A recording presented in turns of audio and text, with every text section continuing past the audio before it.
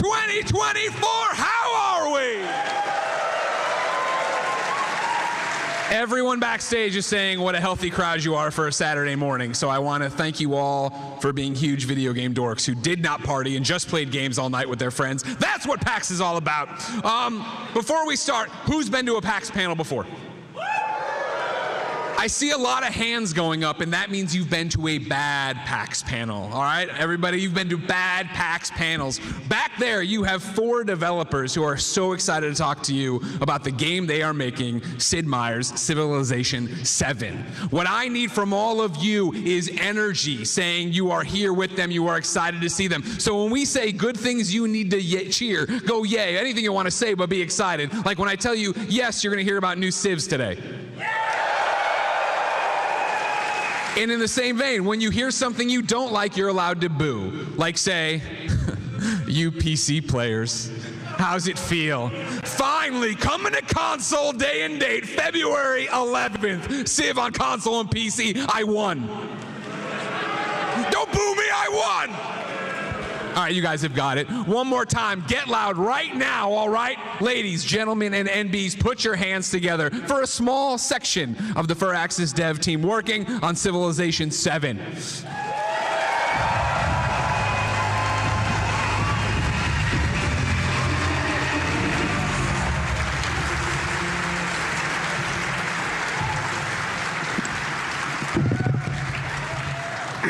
All 4 of you look great for a team that was just in Germany, all right? You were just over in Germany talking about, that's more like it. That's what I expect to see. I expect to see a little slack-jawed faces.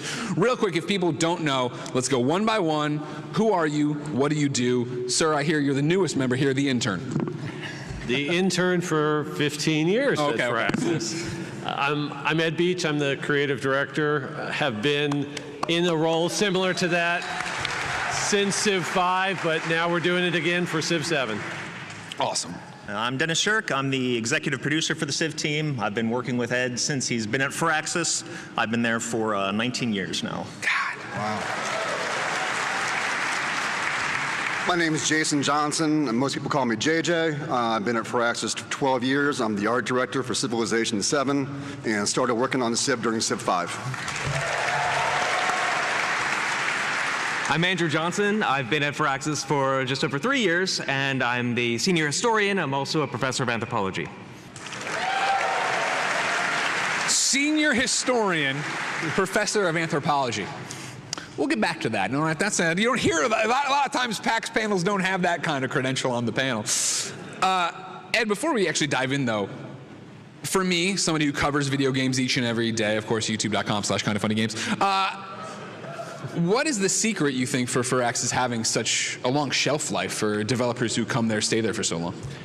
We tend to stick around, and I think a lot of that is because we don't have to make Civ the same way every time. It's not an exact formula. If we want to change things up a little bit, if we think there's a better way to do it, we can reinvent the game even, 30 years after it started. So you'll see a lot of that in our discussion of, Civ 7, is it the same as Civ 6? It's absolutely not, but we're super excited about this new and different version of Civ. Okay, good. I want to hear about that, and I'd like to talk about the history of the folks at Firaxis. Of course, we have history. A lot of people online, why is Greg Miller hosting a Civ panel? Roll the footage, everybody. What's up, everybody? I'm Greg Miller, and I'm here in Maryland at Firaxis Games to find out all about Civilization VI.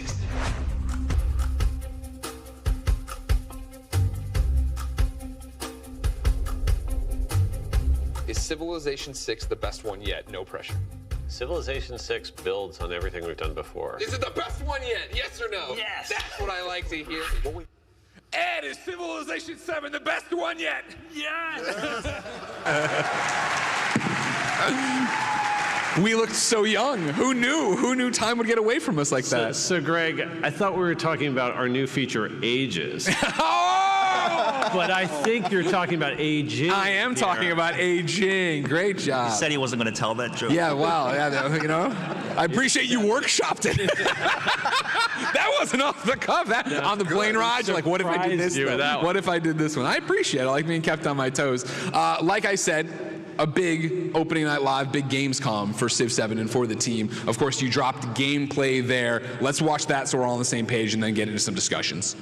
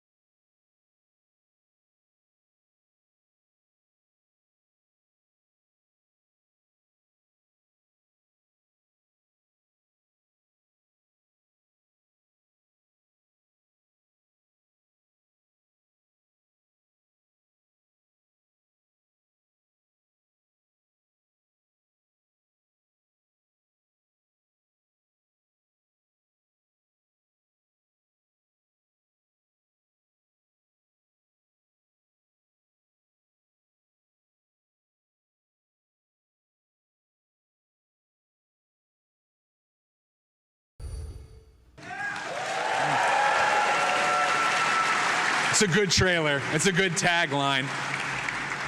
JJ, I want to point the question at you. You've worked on a few of these Civ games before. What does that feel like? I mean, February 11th, PC and consoles, it's coming up real quick. But to finally get to show them, the world, that, what does that mean for you? To me, it's everything. I've worked in this for a long time, and even in watching the trailer myself, I keep getting excited every time I see it. And being able to put this in front of people for the first time a few weeks ago at Gamescom was just everything for me. So incredibly excited for everybody to see all the small details that we put in there that we've never been able to do before. And like if you saw in the trailer, just building upon building and units upon units, there's so much stuff packed into this game that I think people are just I think, you know, from you and the art team, right, every time I watch it, I see something new. Something else pops out. So, fantastic work. We've seen this 1,000 times just through every revision coming up, and we watch it every time. Like even on the screens up here, we're watching it again because it's just, it even blows our own minds every time we see that. All of the cameras that they managed to get into the game, everything, seeing everything coming together over the last few months. It's always the last few months where everything just starts clicking, and when you see it compiled like that, just... This was the coolest one. Yeah. Watching it with everybody here and through this sound system, that's pretty cool. So it was awesome. I like how you're like, it comes together in the last few months. And like, well, what a great time to send you on the road. I digress. You know, we're talking right now about February. We're talking right now about these reveals. Ed, pull me back. Where does the idea for Civ 7 really come from? And Dennis, too, obviously. This is up your alley. Yeah, I can jump into this. This came about before the pandemic. That's when Ed was really coming forward with the workshopping on what he wanted to do. And it all had to start with Civ as a foundation. You cannot have a Civ game without a few key elements, and that's been consistent throughout time. Strategic depth, that's the first one. This game has to be not only accessible to somebody just coming in and playing, they have to come in, they're gonna probably build a warrior, or telemetry says this is what they do. They hit something with a stick, and they keep hitting it with a stick until they lose, or they win, and they try something new. And then the third time, sixth time, eighth time, they start realizing, ooh, culture, science, all these other things are there that they start noodling with. And for our advanced fans, the ones that have been playing Civ forever, it's that depth that they really hook into. The easiest way to describe that is Civ 5 and Civ 6. Probably the first step that people take when they're new. They realize that cities have governors. You can like lean on the yields in certain areas. They can start moving citizens around to really superpower cities.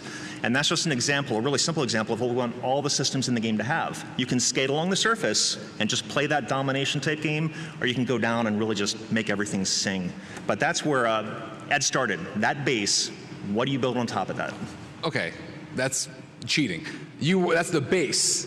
We're back before COVID. We're touching each other and just licking poles. Nobody cares. Don't do that anymore, remember. Don't do it anymore. What was the idea? Like where, you know, I mean, you obviously had Civ 6 rolling, obviously doing so great. What was the idea for what would be next? So it was sometime after the Gathering Storm expansion pack we got the team together and we're like, yeah, we've got a lot more Civ 6 content to roll out there, but we have to start figuring out what the ideas are for Civ 7. Sure. And we did a really long set of postmortems where we were very, very critical of Civ 6. My design team can be brutal to themselves, to me, you know, they don't pull punches. And we came up with what we really need to do is we need to restructure the game, because a 4X strategy game starts small, like you're talking about, with just a warrior and a settler. But by the end, there's so much stuff that you're managing, it's unwieldy, it's tough to do. So what we wanted to do is we wanted to break the game up into smaller segments that could be more manageable, that we could contain that explosion. So we knew we wanted to break it up into chapters. Okay. We didn't know what they're going to be called yet. We didn't know how they were going to work. But I was starting to, okay, that's a cool idea. Let me start building on that. And so I took one problem area of our game, which is what are the cities going to be like? How are you going to build cities and manage, you know, the growth of one city through time? We had a cool system for that in Civ 6. We put in districts. We put in adjacency bonuses. Every part of your city was out there on the map. But we wanted to switch it up. We wanted to have a different set of rules for that.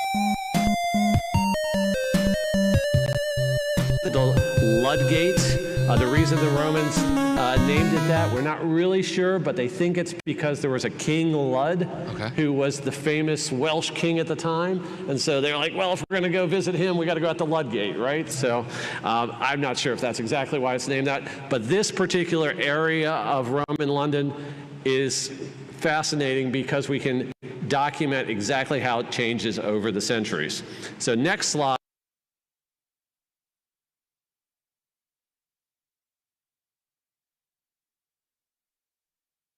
Sort of a Roman fort.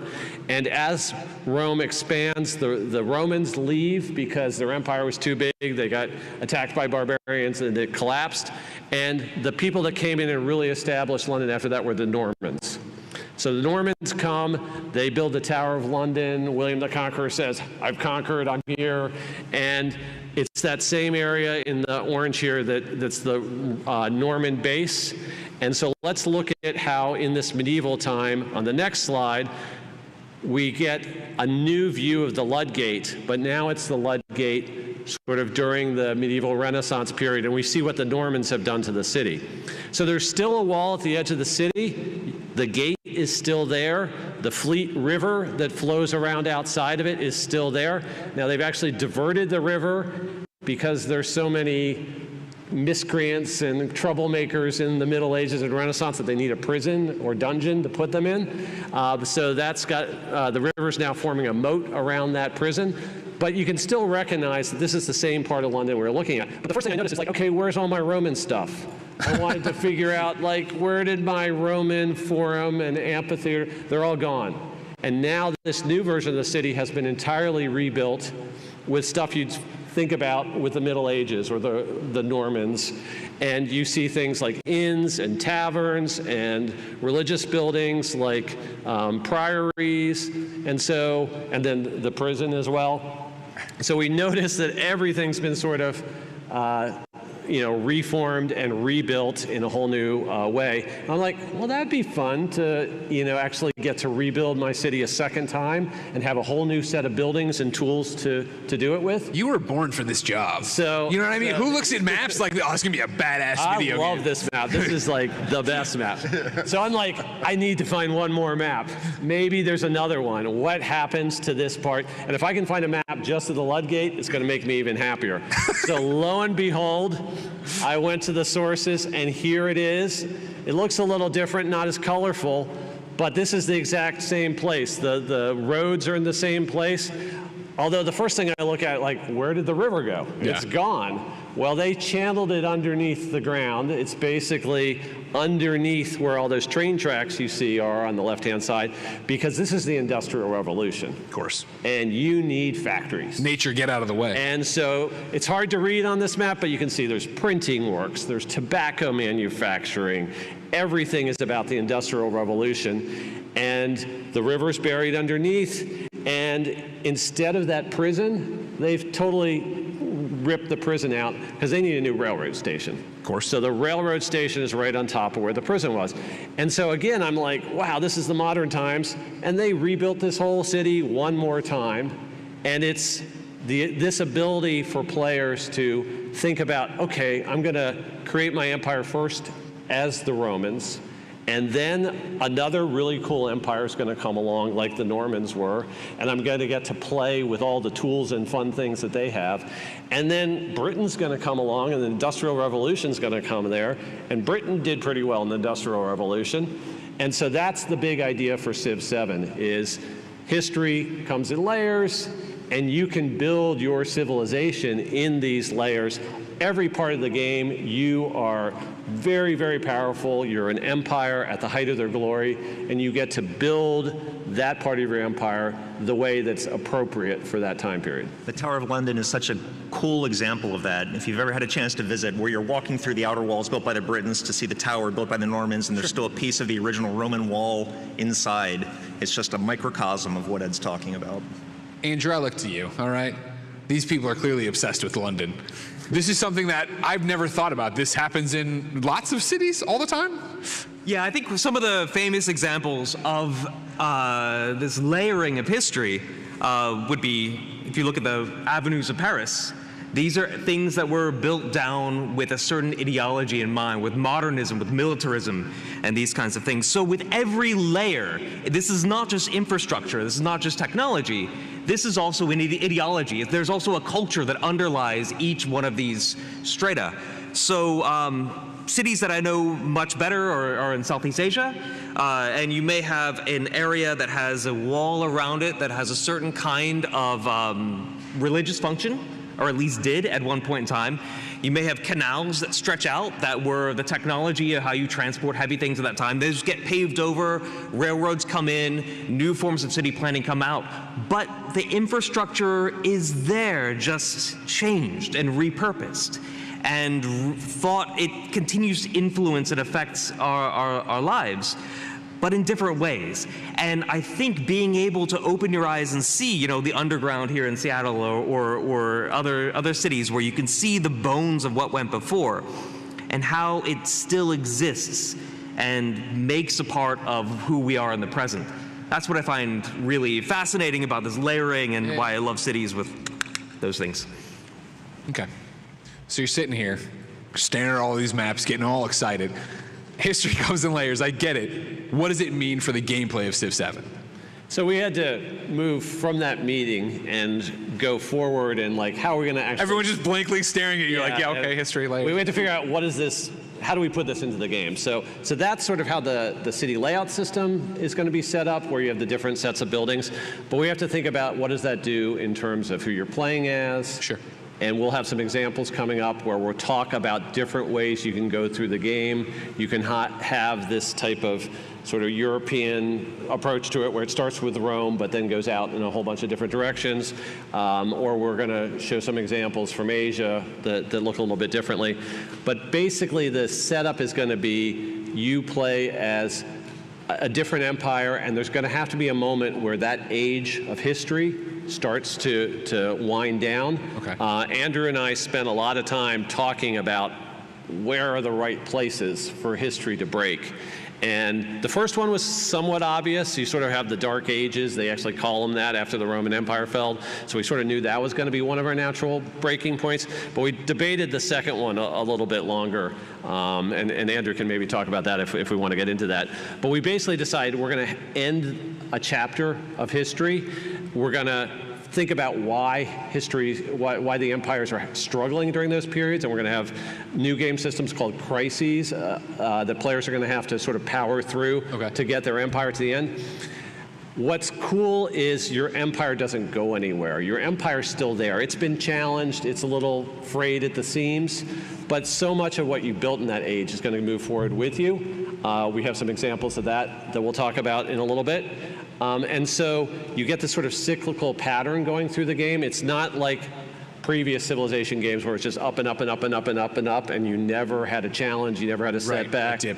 Now I feel like it's more like a long book series you read, where it's like an epic fantasy novel or something like that, and there's a climactic battle, and then you have a little bit of a pause and a reset when you start the next book.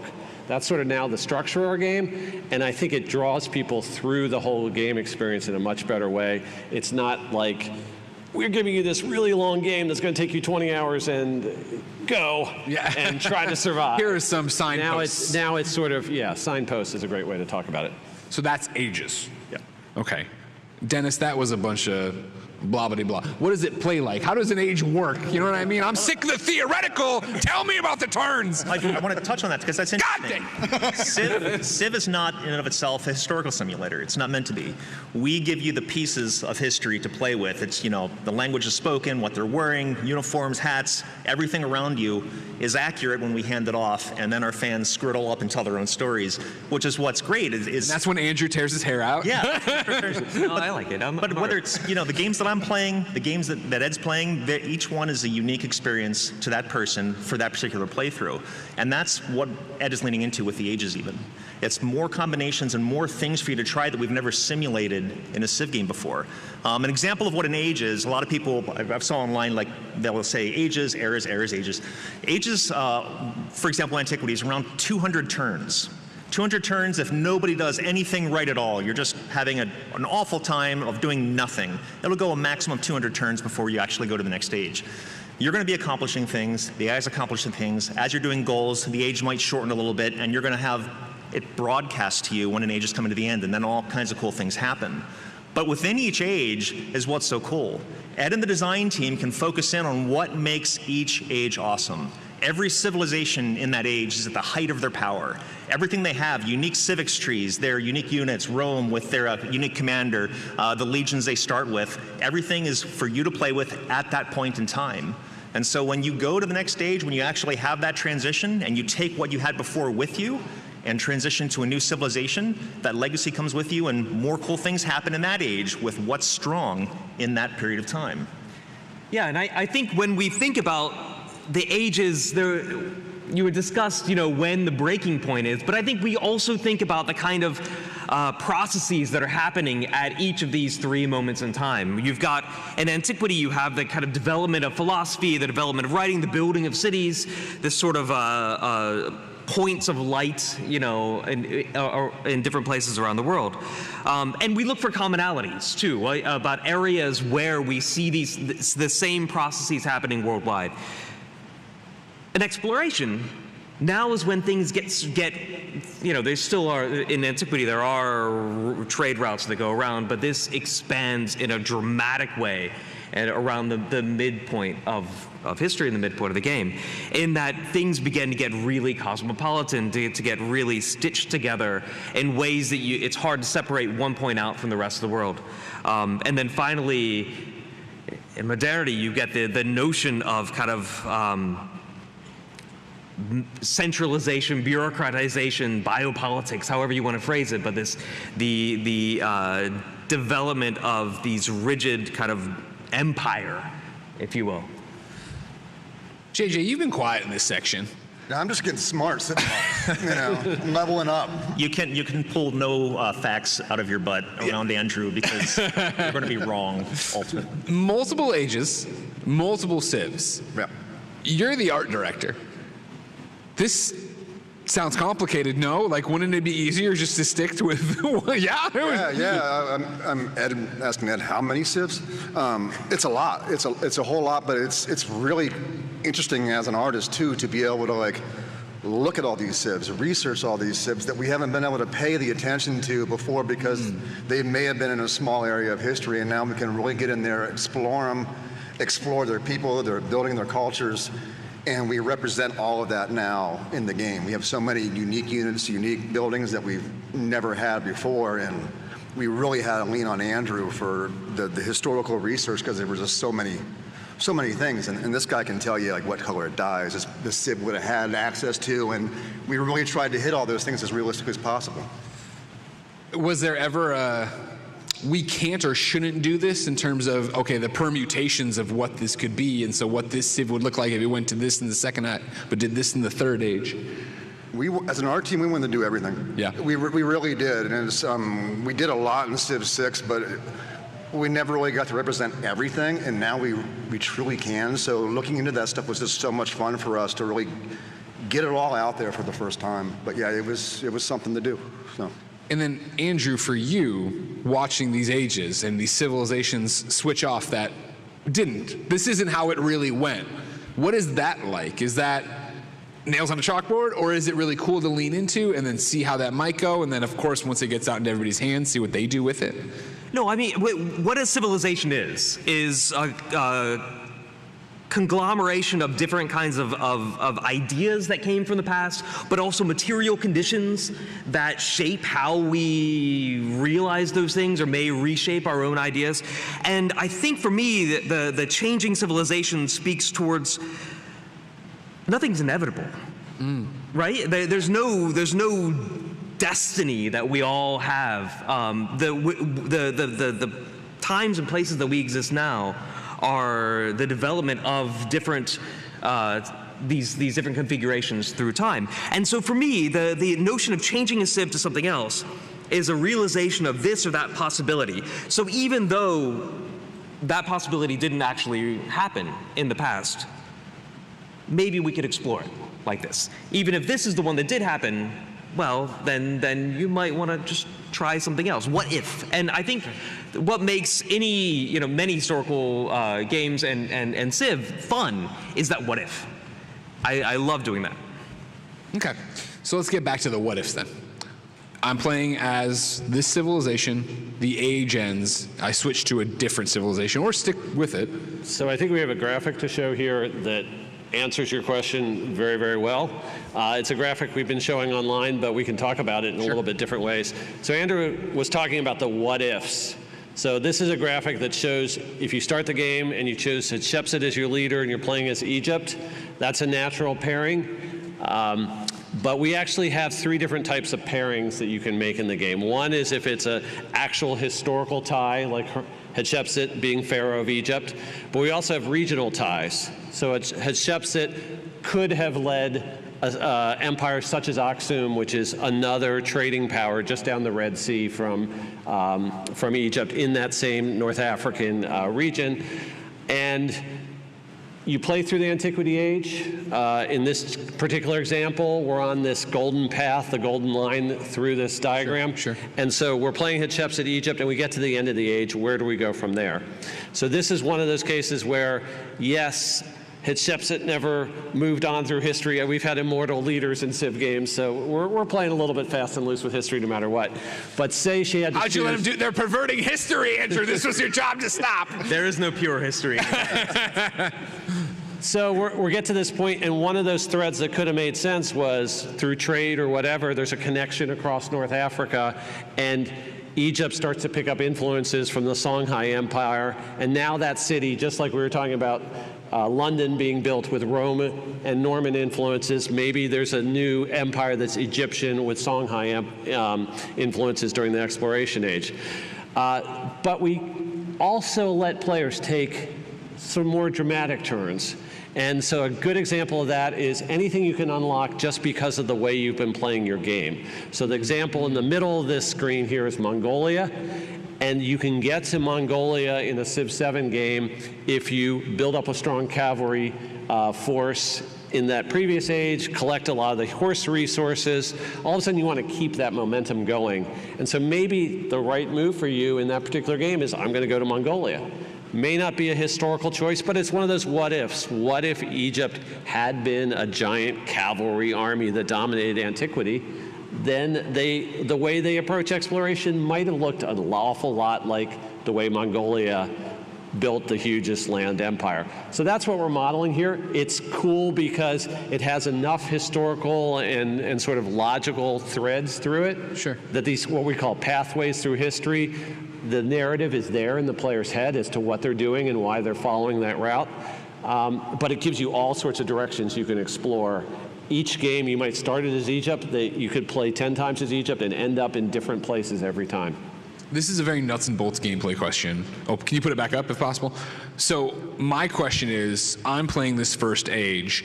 Do I know from the start that I have this opportunity to do Mongolia if I go into horses? Is it only 3 that I see? You know you have that opportunity, but there's a whole screen showing you what those opportunities are, and as you achieve each of those unlocks and you check that off, that's what the screen does. It checks it off so you know, okay, you might be, this is bad, but I was playing a game of this in my hotel room last night. What was I doing? I was at Why PAX. are we waiting to February? Yeah. I was at PAX in the board gaming area earlier, so forgive me. I didn't spend my whole night doing that.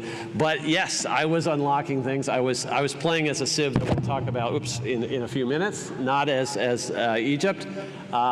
But yeah, you get those unlocks, you're like, oh, cool, now I have this option open to me. Let me see how the rest of this age goes. Okay. And I may very well want to go and do that. We want to lean into that. That's one of the coolest things. You've obviously got geographic, historic, but the way that you play your game, the way that your people are playing your game, determines the outcome of what's next. It's not just some rando choice that you're making. You're making choices based on the leader you select, the civ you select, and the way that you play. So you are doing that thing that Andrew was talking about. Maybe the people are going in a different direction than they did in the real world, and those are the options the game recognizes and unlocks.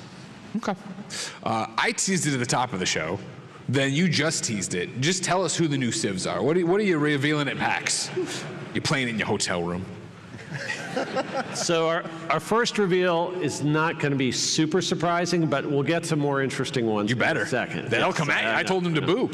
So we've been talking a lot about how Rome transitioned to a lot of different empires in the Middle Age of Europe, and one of them that we've been highlighting are the Normans. So we're officially announcing that the Normans are in the game. A smattering of applause for the Normans. I actually love having the Normans in the game because it's one of those civs that we could never have had before. People are like, you can't have the Normans in the game. You got to, we already have France. That just overlaps too much. But now we're slicing history in sort of a finer level, and we can have France built up by multiple pieces. And yes, we're officially announcing that France is in the game here. So that's the second civ that we're officially announcing here. And the booze for France might be appropriate. The Olympics were terrible. So what I like about this graphic, though, is it just shows a real simple progression. Rome, Norman, French. You think that there's one way to play that, but that's not true at all. We have multiple Napoleons that you can get access to based on how you ordered the game. We have Augustus in our game. We've announced him previously. So depending on whether you want to really emphasize that Roman period and have Augustus be your leader, or you want to emphasize the French period later and choose Napoleon for your leader, that's already with the 2 different Napoleons, 3 different ways to play this one pathway, different sets of bonuses. What's way more exciting even than that, though, is the fact that you don't have to get to France through Rome and the Normans every game. We're going to be announcing more leaders, more civilizations, and there are a lot of civilizations in antiquity and exploration that sort of built up into how France came into being. So I'm not announcing these civilizations, but theoretically we could have someone like the Gauls, or we could have Charlemagne's Frankish Empire, or we could have the Holy Roman Empire. Those were all predecessors to the French. So whether we do them as Firaxis or our amazing mod community creates those other ways to get to France, all of a sudden the combinatorics get crazy, and you have, now I've got 12 different ways to play France. I've got 20 different ways to play France. It's really cool to imagine just all those possibilities.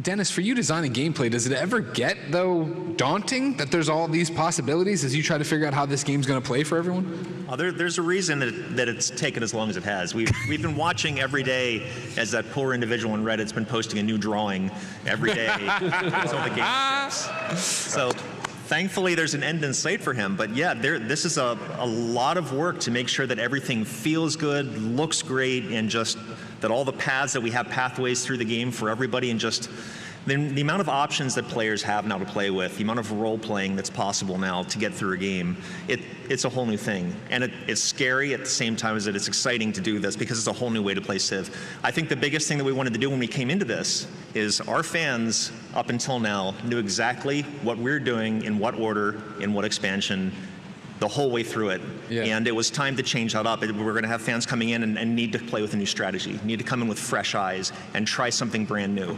We've still got 4,000 people on the Steam charts the other day. They pointed out, hey, Civ 3, 4,000 active players, which blows our minds. So we've got flavors of every kind of gameplay in all those versions of Civs. So we're excited for people to really try out this big thing. You got another new Civ? So I do have another slide. This one I'm going to let Andrew. So we have talked about India being led by Ashoka and his Mauryan Empire. We've shown that in some of our demos and at Gamescom. But Andrew has a little bit more to talk about how we're going to represent India this time.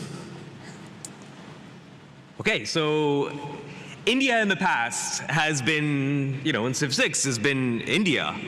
But India has incredible historical diversity and linguistic diversity and religious diversity. There's a lot of things going on in India. And as a way to kind of highlight some of those points, this is one path that one could take and with Ashoka, and a path that leads through I think what the fans call a de-blobbing of that India category. Maurya, of course, is the antiquity era where you're building infrastructure, you're building cities. Chola is really exciting to me because this is a dynasty based not in northern India, but all the way in southern India.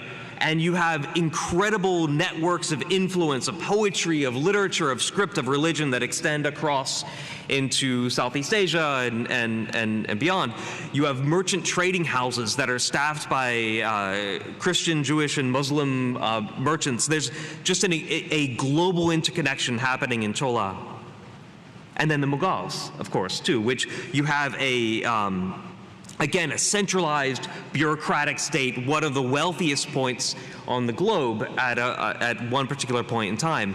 But again, with a history of expansion and conquest and things like that. So you have 3 really different feels, all of which are India in different points in time, in different areas of the country, in different languages. And it allows you to see 3 very different aspects of what in previous titles had been India. Very cool. I like that quite a bit.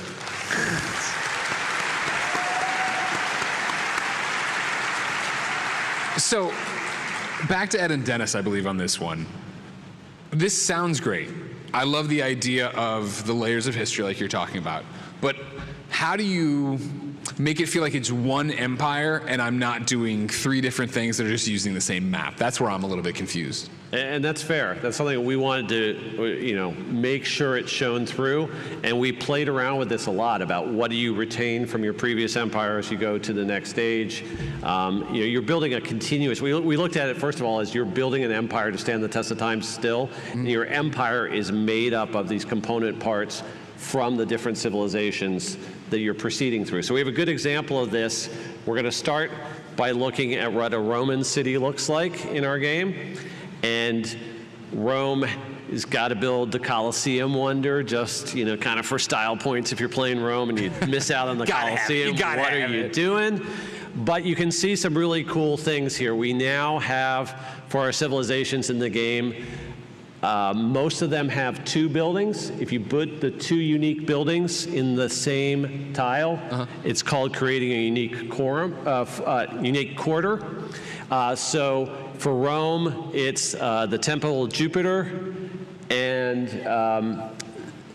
when you put that in with the other unique building, you get the Roman Forum. And so we can see the Roman Forum here near the Colosseum. And so that type of combining and putting your unique stamp on your cities as you're playing as Rome, those unique buildings unique quarters do not get touched as you go through to later ages. So that is sort of, you think about lots of cities have Latin quarters or Jewish quarters or whatever, and that's represented how you have put that very culturally specific stamp on your city, and we don't want that to go away as you go through time. So that's one example. This city is built before it's on fire from the volcano that they built right next to. Don't even mind that volcano. It's not going to do anything. You can see here scout dogs back too in the shot. So. Woo. One woo. Woo. Yeah, thank you. So I think our next slide is if you've moved forward and you're playing with Rome. This isn't the exact same city, but this is an example of a now Norman city that has those Roman underpinnings to it. So because the Colosseum is the associated wonder with our Roman civ and they get bonuses building, we've got that represented here. Here you can actually, I think this is actually an example of the Roman unique quarter with the 2 buildings built in a tile and all of the special embellishments that we have for it. But you're seeing a lot of Norman buildings here as well. This is the Norman lighthouse, all the buildings to the back right in the upper part. That's what a Norman city normally looks like. So you're mixing the cultures as you're layering them throughout the game. And then, so there's this, but there's also carryover between the ages of what you've picked. Not policy-wise, but you know what I'm driving at. Yeah, leader attributes, your uniques that you bring forward with you, unique policy cards. Everything that you had is with Rome and as Norman. We can go to the next slide and we can actually see a little bit of that. The wonders that you've built, you can see the icons for each that are attached to each, so you bring that legacy forward with you. Additionally, earlier accomplishments. If you're closing out legacy goals of your civilization, you're going to be able to choose some additional customizations that you bring forward. But the goal is that you're combining with what's coming. We're not flipping a switch and hey, now you're this. Fun. You're building a new people, and the way I've talked about it before is there's seeds of Rome all over the planet, especially North Africa, Europe. There's Rome to be found everywhere throughout all time, and it's that layering that Ed really wanted to attack, and it's really cool. And this is what I was talking about when the game comes together. And when we rolled into this year, some things weren't quite clicking yet, and then everything started falling into place. And it just feels really good. And it's a total change for those of us that have been making games on this team for years and years and years. We're all gray hairs at this time. This was exciting. It was exciting. Andrew, is it exciting to you? Because I think it honestly is such an interesting window for a moron like me to see how, you take from this culture as a area progresses, right, as history goes on. Yeah, but that's what we have done, just in whatever society is that we take ideas from the past and we take the situation, material conditions that we're in, and we take our experiences with our neighbors and our, those with whom we trade and interact, and we make our own configurations. And I mean, we continually remake ourselves every single day, and that becomes a civilization. And I think having that, whereas I think in previous titles there was this kind of essentialism that were like the Romans are the Romans are the Romans and they will always be the Romans. Now we can see the real kind of growth and evolution and efflorescence of civilizations. And yeah, there's seeds of Rome a lot of places, but there's also seeds of, Moria many places, and there's seeds of China many places, but of course, within the game too, we can see that progression, that development as well. That's my son. Ben, I'll see you after your nap. It's late. You got to lay down, buddy. We love you. Round of applause for my son, Ben. Thanks.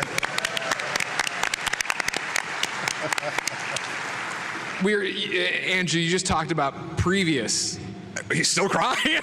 Previous games. For you, JJ, the art style of Civ 7 seems more realistic. What was it like tackling that, and why do that?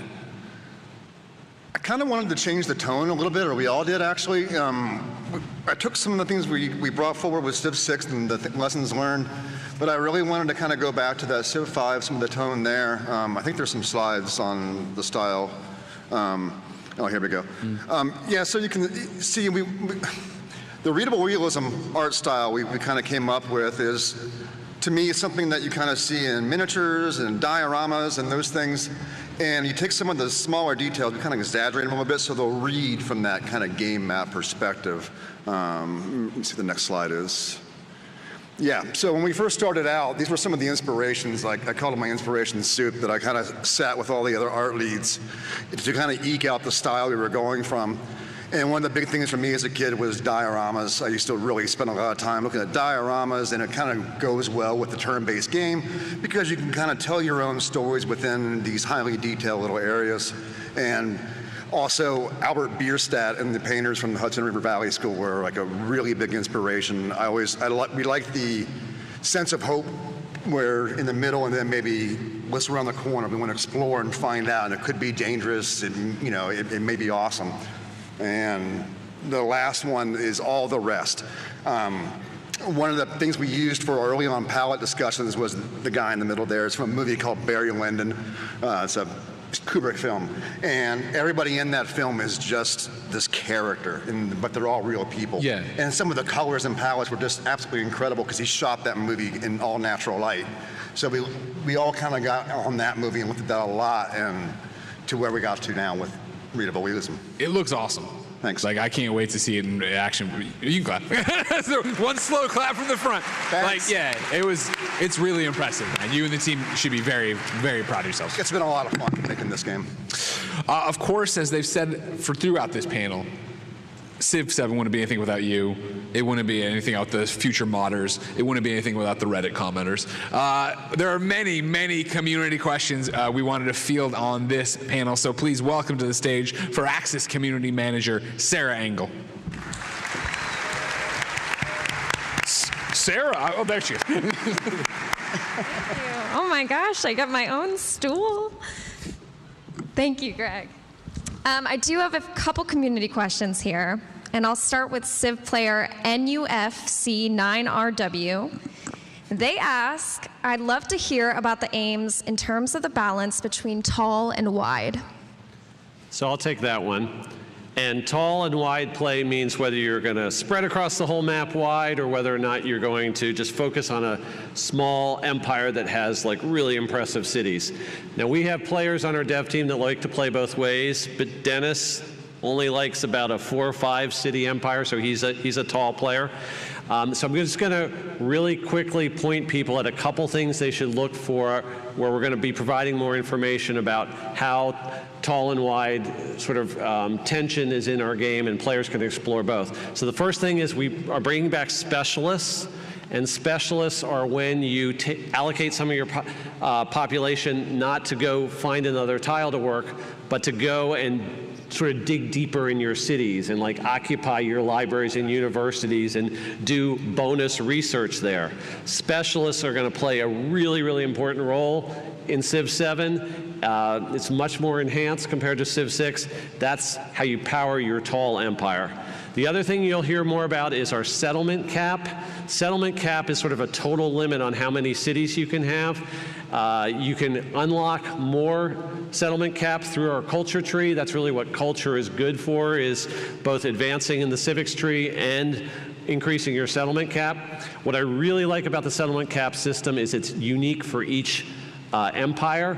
So for instance, if you're playing as Rome or you're playing as the Mongols, you get extra settlement cap that other players don't have just because of the nature of how your empire was set up historically. I think that's a new tidbit we haven't revealed yet until today. That's awesome. I like how we set this up when we were planning, like, oh, we'll have quick-fire questions. It is impossible to have a quick-fire answer about Civ 7. It is impossible. We will do our best, but this is from Civ player OK Refrigerator 5224. Is there anything about multiplayer that you can tell us right now? Okay, and I'm going to take this one too. So multiplayer is fantastic in Civ 7, and it's something that we've been doing in our studio with our design team as often as we possibly can, but we have them scheduled, like we try to get a session in every week. And what's great about multiplayer here is the game is broken up into smaller chunks, and it's much more manageable. It's not that 6 or 8 hour time commitment it used to be. We haven't shown how this works, but we have great new system for starting up halfway through history. And so if you start an exploration age multiplayer game, there are cool new mechanics we have in terms of how all the players set themselves up for that. There is a little bit of concern online right now about our multiplayer player count. And the reason we've been really cautious about what our multiplayer player count is because we know that some groups, like a Friends, they'll want to set their multiplayer sessions up so maybe 3 weekends in a row they'll play, and they'll play one age each weekend. And if you do that, we have this whole system where the map expands as you go to the exploration age, so there's another half of the world to find. Sure. And in that particular situation, we have to make sure we leave room for that to happen. And so you have to start with a smaller core of multiplayer in that particular instance. But people still want to have big multiplayer free-for-alls on maps. And so that's not included in the player count, but we know about that. We're definitely going to be working real hard to get that out to people as soon as we can. That's awesome. I, for one, am very excited to see our multiplayer players try out some of these new mechanics. This is a question from Civ player Malkmis. How much has the AI improved, and in which areas specifically? The AI is a sensitive spot for us. We've done a tremendous amount of work, not only just on raw AI, we've doubled our team size there, but on the design side. If any of you have been watching over the last couple of weeks, you can even see some of the things that Ed has been doing to rein in a lot of uninteresting, unnecessary decision making. You know about the V in Civilization VI. The further you get in the game, the more random clicking you're doing, the more uninteresting decisions you have. That last few hours can be a bit of a slog. And his whole goal of his design team was to make sure that each age is specific and interesting and fresh and new, but only with the stuff that really matters. We don't want to just be creating more busy work to increase complexity instead of focusing on depth. But the easiest example I can give you, for example, is commanders and armies. The ability for you to just take your carpet, consolidate it, and have it under a commander, move it across the map and deploy it. Things like that is an example of what the AI can now do really well. They don't have to manage 50 units trying to do an attack and a positioning game and the whole 9 yards. Making sure that we're only doing interesting decisions and important decisions as we get later in the game means that the AI has specific things they can focus on, not trying to manage all the noise that's going on in the background. So we've already gotten feedback from our press events that we've had, Gamescom, the whole 9 yards, that it's feeling really good, and it's feeling particularly impressive in terms of being competitive. We already challenged some of the press. If they wanted to play on Deity, they could, but they'd be restarting frequently because it's already a challenge. Even this, I don't want to say this far away from Street because it's not that far, but it feels really good with where we're at. Awesome, thank you. This is from Civ player IS612. How deterministic are the Civ to Civ transitions when a new age starts? Can you plan around certain choices being available, or will it be too random? Okay, and I think this is one I can answer pretty quickly. We showed those pathways and how you unlock things and talked about that earlier, so I won't go deeply into that. But people are all concerned, like, I unlock something. What if I can't actually choose it because another player gets to it first? So in single player, you're in charge. You are the player. You get to make the first choice. So you look at all the things you've unlocked, you choose it, the AI is going to work around that. So yes, you've got the choice you want. I will say, though, that another thing that I saw is we did realize that role-playing is important to everybody. So the AI generally, if the option's available, they will always play the historic route because we want that to be still, the storytelling in your head we want to be strong. From Civ player Dopamine Deficiencies. Gotta love these names. They here? With the shift in how ages function, Civs being specific and unique to the age they're in and moving away from only having political leaders, does this mean there will be more indigenous Civs of various countries in the future? So we have one indigenous Civ, the Shawnee, who is part of our pre-order incentive, and we're going to be talking a lot about that. We have a specific, they've been really, really good partners for us, and so we have some campaign beats coming up where we're talking about that relationship. So indigenous representation is very, very important to us, but besides being able to represent indigenous civilizations, I think Andrew showed the example with India about how much greater depth we can take in representing a culture like that. So I think that's a fantastic new thing that we're also able to do with this system. You got 4 minutes left. Oh man, Get okay, 'em going. here we go. From Civ player Spaghettification 2, would love to hear about the combat changes, if any. I spotted some fortifications during the 20-minute demo and have been dying to know more about them. So this is hardcore because the 20-minute demo is over in Gamescom. So this guy went over to Germany, looked at the demo, so impressive. Gotta answer his question. Yeah. Faster! So the cool thing is there are fortifications on the map. I'll let JJ talk a little bit about the art that went into this. And there is a new fortification mechanic. When you fortify, which you've always been able to do in a Civ game, it actually marks that tile as having fortifications in it. If you're in combat and your guy in that fortification's just taking a lot of damage and you got to get him out of there because he's going to die, and you have fresh troops ready to swap in, you can now swap in those new troops. The tile knows it's fortified. Those new troops will take advantage of the fortification bonus, and the other guys who need to go heal, they can go off and heal. So it's a cool new way that's, yeah. There's 2 minutes left. There's no time for clapping. Okay, I do have one last question, and that is there anything that hasn't been asked here yet that you want to address? So I did just want to say that we're close to launch. We're talking about how soon February is coming up. But to us, that time where we launch a Civ game is sort of just the start of the journey. The journey for us is with our fans and with the community. And every time we launch a Civ game, we don't even know where it's going to go. Civ 6 has gone off in so many amazing directions. All the memes that the community has created. We never thought that Tamar of Georgia should be in the game when we started that, but the fans wanted Tamar of Georgia, and so we did it. Mad King Ludwig, how the heck did he ever get into Civ 6? So we're just really excited. Civ 7 is the most flexible framework for representing history that we've ever had. And the fact that we have this framework and we're going to be able to start sharing it with the fans and figuring out where together we're going to take this game, that's what's really exciting for me. We've got Civ 6 green sweatshirts that say end of cycle on them from 2 years ago, and it didn't stick. Awesome. Great job finishing on time doing that. Of course, if you all want to go and meet these amazing developers, third floor right after the panel, they are signing till 1:30. Sarah, what else? I do have a couple dates. So Civilization VII comes out February 11th, 2025. That's on PC and console, which is exciting. And pre-orders are available now. The second date I have is we have our first developer live stream coming up on September 12th. So absolutely tune in. Keep an eye out on the Civilization socials. We're going to be showing live gameplay, which I know you guys are super hungry for, and also answering some more questions live on chat. And lastly, check out the game guides on the Civilization website, because they are an awesome resource. They have a lot of detail on civs, a lot of detail on in-game mechanics, and they are constantly being updated. Thank you, Sarah. Come on, a round of applause for Sarah. A round of applause for your Firaxis team right here.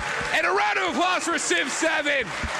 Ladies, gentlemen, and NBs, until next time, it's been our pleasure to serve you.